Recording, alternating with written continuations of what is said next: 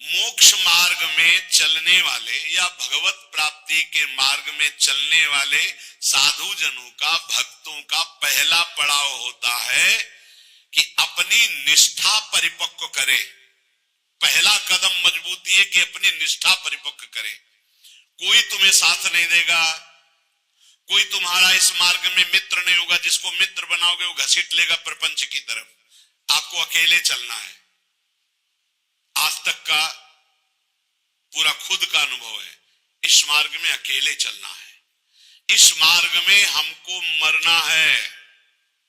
जीवित मर जाए उलट आप में समाया है दिलगिरी। हर समय कष्ट, एक मिनट का कष्ट, हर समय का कष्ट, पूरे जीवन का कष्ट। मृत्यु जब तक नहीं होगी तब तक का कष्ट।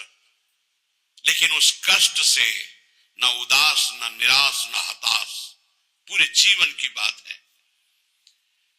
जब साधक पहले पड़ाव में दृढ़ हो जाता है, पहला पड़ाव यही है, सुख की तरफ आकर्षित नहीं होना, दुख से हमें मुख नहीं मोड़ना, तब उसे साधकों को सत्संग मिलता है, शुद्ध संत संग।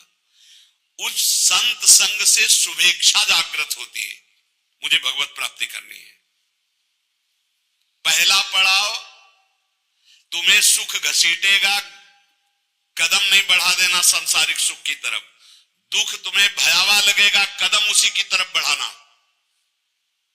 यह है भगवत प्राप्ति के मार्ग का पहले साधक का कदम।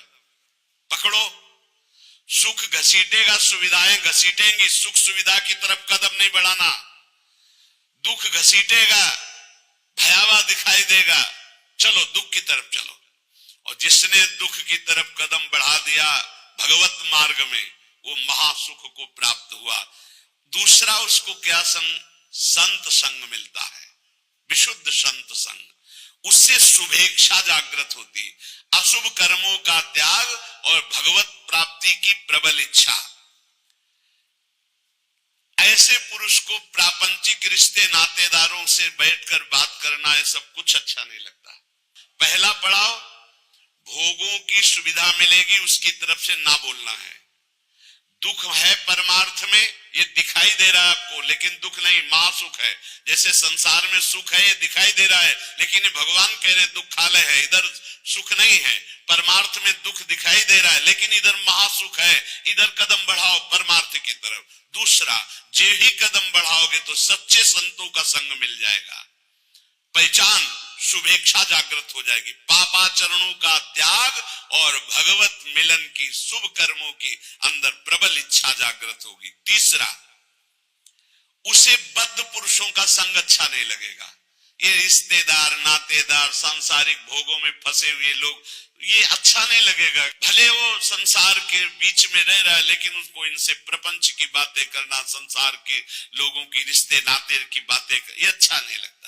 आंतरिक जब मन का आकर्षण भोगों की तरफ होता है, उस भोगों से मन को जलाते हुए परमार्थ की तरफ चलना है। क्या जाने संसारी पुरुष, इनको तो जब जो इच्छा हुई सो भोग लिया, ये क्या जाने चढ़ाई को, ये तो खिसकते हुए गए नरक की तरफ। और वो जब साधक संभल कर चलता है तब इनको लगता है नहीं नहीं, परमार्थ में इतनी ऊंचाई पर नहीं, भ्रष्ट करने के लिए वो उपदेश देते।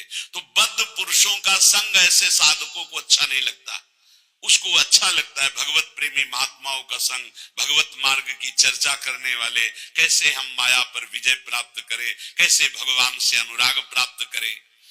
सजाती संतों का संग अच्छा लगने लगता है, और उसमें संतों के प्रति जो भाव आया उससे सद्गुणों की वृत्ति बढ़ने लगती है। सद्गुण जो भगवान को प्रसन्न करे, सद्गुण जो भगवान की प्रीति प्रदान करे। प्रपंच से पूरा मन हट जाता है उस साधक का। चौथी स्थिति आई, प्रपंच से पूरा मन हट जाता, बिल्कुल अच्छा नहीं लगता। जैसे स्वप्न झूठा, ऐसे संसार झूठा दिखाई देने लगता है। उमा कहूं मैं अनुभव अपना, सत हरि भजन जगत सब सपना। तब उसका हृदय बहुत ध्यान देने योग्य, भगवान अपनी तरफ घसीटने लगते हैं। इतनी स्थिति के बाद ये संयोग वही बनाते हैं। श्री तुकाराम जी कहते हैं, फिर चित्त ऐसा घसीटते हैं, देव वसे ज्याचे चित्तिम त्याची घड़ावी संगति, ऐसा चित्त घसीटा कि अब तड़पड़ाहट प्रकट हो गई, व्याकुलता प्रकट हो गई भगवत मिलन की चाह की। फिर भगवान सिद्ध सदगुरुदेव की समर्पण वृत्ति करवाते हैं। इसके बाद, इतने के बाद सिद्ध सदगुरुदेव की समर्पण वृत्ति कराते हैं। और जहां सिद्ध सदगुरुदेव की समर्पण वृत्ति हुई, उसके आचार विचार चिंतन सब उसी कोटि होने लगे। महापुरुषों का प्रभाव होता है, बहुत कम समय में, जो हजारों वर्ष की साधना से नहीं होता, कम समय में परिवर्तन प्रारंभ होना शुरू हो जाता है। उसमें वो सब सामर्थ्य आने लगती है, वो सद्गुण आने लगते हैं जिससे वो प्रभु को रिझा सके।